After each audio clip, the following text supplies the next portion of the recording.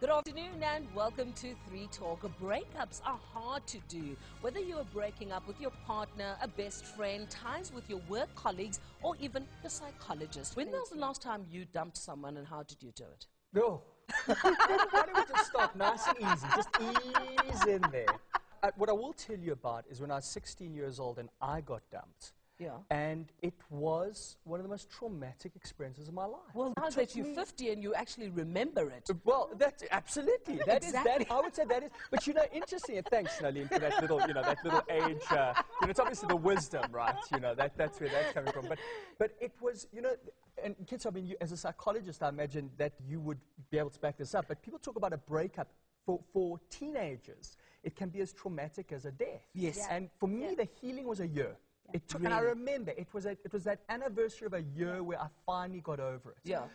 And it was just every day waking up with that feeling of dread that I had been dumped. I mean, just the word dumped. What do? You dump rubbish. The psychoanalytic view is that your lover is like your mother. There's only one letter different there. And you develop this incredible emotional attachment to this person. Now, just imagine your mother saying to you, Nolene, I'm putting you up for adoption. That's it. It's over. I mean, this is your mother. Now you're saying, no, but it's not your mother. It's your lover. It's a genetic stranger. But this person, you become so attached to them that it is so traumatic. It's the highest cause, my understanding is the highest cause of suicide amongst teenagers is a broken relationship. Yeah. It's the big question, why? What is wrong with me? What did I do? Was my breath not as clean smelling? Was my underwear not, what is it about me? The bottom line is it's going to hurt. Yeah. And you're going to be left with the question why. And sometimes, you may not want to know why. And you've got to be clear about, do you really want feedback? I mean, ideally, most people would say, yes, I want feedback. If I've got spinach between my teeth, please tell me. Tell me, yes. So at least I know, and I can choose to change if I want to or not. And one needs to see this not as an indictment of oneself, and realize that the most beautiful, Jennifer Aniston, got broken up with. She no got matter how dumped. She got dumped. So everybody gets dumped. Everybody gets dumped. One of the reasons it's so difficult to break up is because most people are pretty empathic and don't want to hurt others. And that's why we often think it's wrong. But because somebody is hurt through your actions doesn't mean that what you've done is a bad thing. Because ultimately, if this relationship's not right for you, you're stringing them along, and it's going to be even more hurtful later.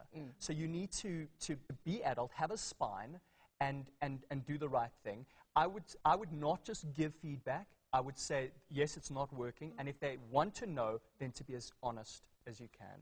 Friendships are supposed to be good for us. Scientific research actually has suggested that people with strong friendships have less stress and recover faster from illnesses.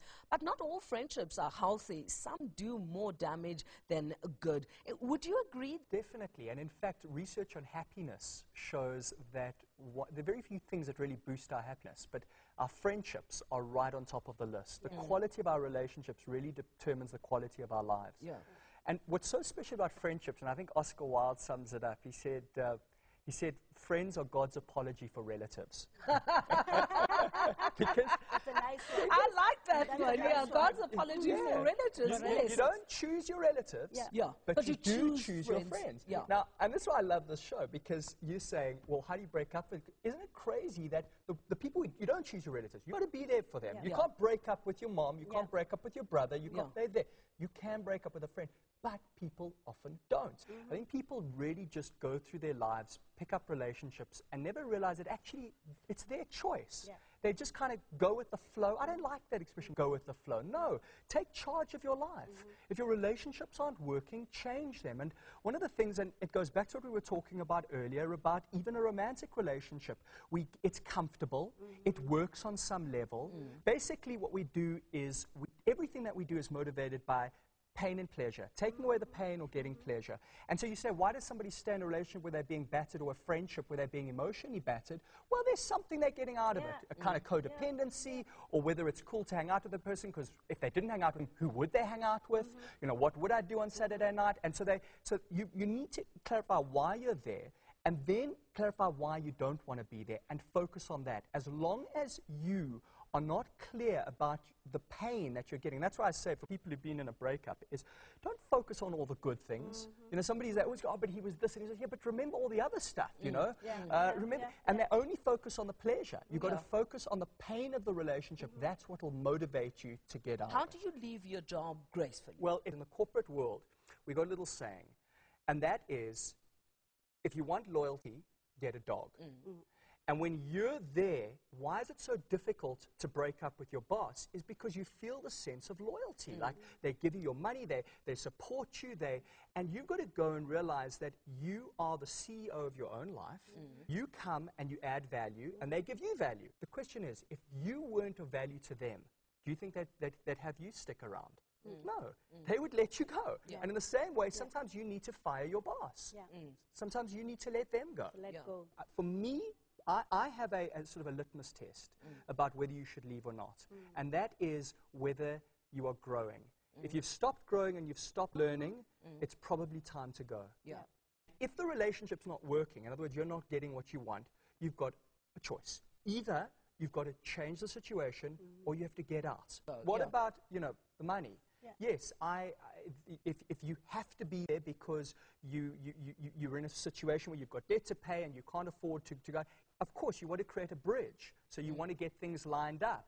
But at least at that point, start getting things lined up. But to whinge and whine and moan and groan about this is you're just digging yourself into a pit. They're going to start hating you. And eventually you're going to leave. And as you say, you lose out on the most important thing that you get. And that's the stepping stone to the next job, which is a positive testimonial at the end.